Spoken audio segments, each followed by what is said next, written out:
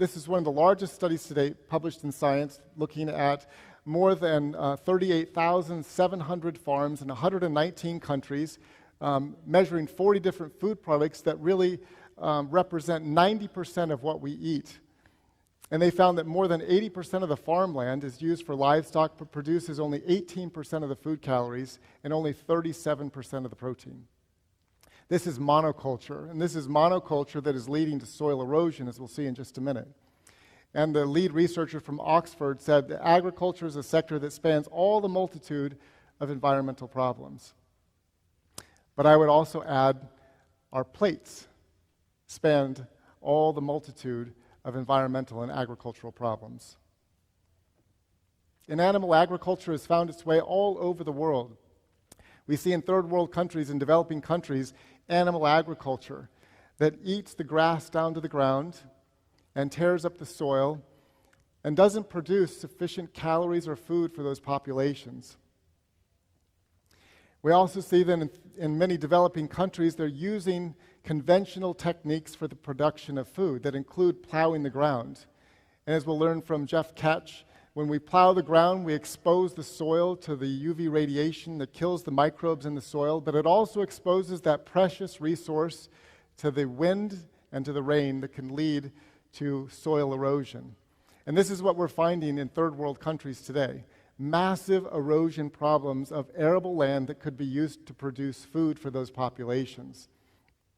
In many of the rivers in developing countries and all over the world today, we see precious topsoil washing down streams out into larger reservoirs and ultimately find its way into the ocean. Today in the Gulf of Mexico, there's a dead zone. Do you know about the dead zone in the Gulf of Mexico, the size of New Jersey, where nothing grows? Because we're losing topsoil that's being washed down the Mississippi River out into the Gulf of Mexico at the rate of 1 dump truck load per second into the Mississippi, but what's it carrying with it? Pesticides, herbicides, atrazine, all of these things that are washing into the ocean and killing all of the life in a size the equivalent of the state of New Jersey. But it goes back to the way that we're producing food in that food web. Because we're producing foods predominantly for animal agriculture, as we saw. We're producing foods that feed our cravings and our emotions, but we're not producing foods in a wise way that we're stewarding resources for future generations. The Eat Lancet report came out in just this year in 2019. Dr. Walter Willett from Harvard said that transformation to healthy diets by 2050 will require substantial dietary shifts.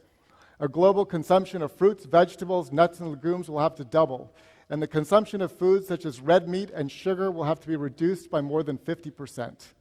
A diet rich in plant foods and with fewer animal sources confers both improved health and environmental benefits. So there is an awakening that's coming, that by 2050, when we have between 9 and 10 billion people on this planet, our current food system is unsustainable. And I know that in the 21st century, that one of the quintessential issues for us to handle and to solve is food. Food is the quintessential issue. And so the quintessential solution that we know for this issue is a whole food plant-based diet. It is the solution for the problem that we're facing in the 21st century. This is from the Lancet report where they draw a line. You can see the 100% line where they're recommending more than a 50% reduction in the consumption of animal products and a 50% increase in the consumption and production of vegetables, which really entails a radical transformation of our current food system, far more than I think we even understand. I've been with some environmental groups that say 50% is not enough, we need to go to 100%. And the Johns Hopkins just came out with a report recommending that the world be 2/3 vegan. It's an interesting number, but 2/3 vegan for sustainability in the future. And so it's really exciting to me that so many of these large organizations are now recommending a transition to a whole food plant-based diet and a transition to a diet that is not only beneficial for us, but beneficial for the planet. This is from the Proceedings of National Academy of Sciences, looking at the analysis and valuation of the health and climate change co-benefits of dietary change. And they found, as you can see, that the vegan diet conferred the greatest benefit. After a review of 95 studies, they discovered that we could save 8 million lives per year and 129 million life years and reduce healthcare costs by $1.5 trillion and see a 70% reduction in greenhouse gas production with a transition to a whole food plant-based diet or a vegan diet. Regenerative agriculture is an important part of this solution. And regenerative agriculture is teaching farmers to cover their soil, to place a gentle green blanket on top of their soil year-round to protect the soil, to nurture the soil, to feed the soil, to fix nitrogen from the air down into the soil.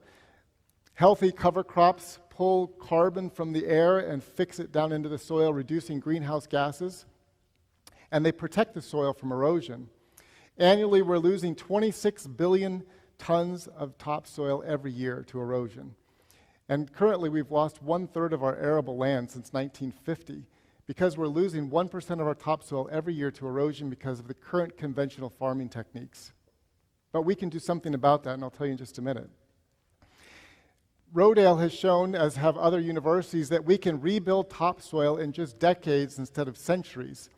It was once believed that you could only rebuild topsoil in 100 to 200 years. But now we're finding, because of the use of cover crops and regenerative techniques, that we can rebuild that topsoil in just decades.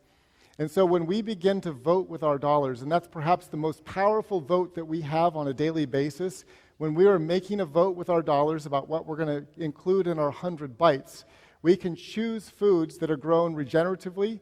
We can choose foods that are grown by farmers that are caring for the soil. We can choose foods that are grown where people are caring for the earth. And by those votes every single day, we are transforming our culture.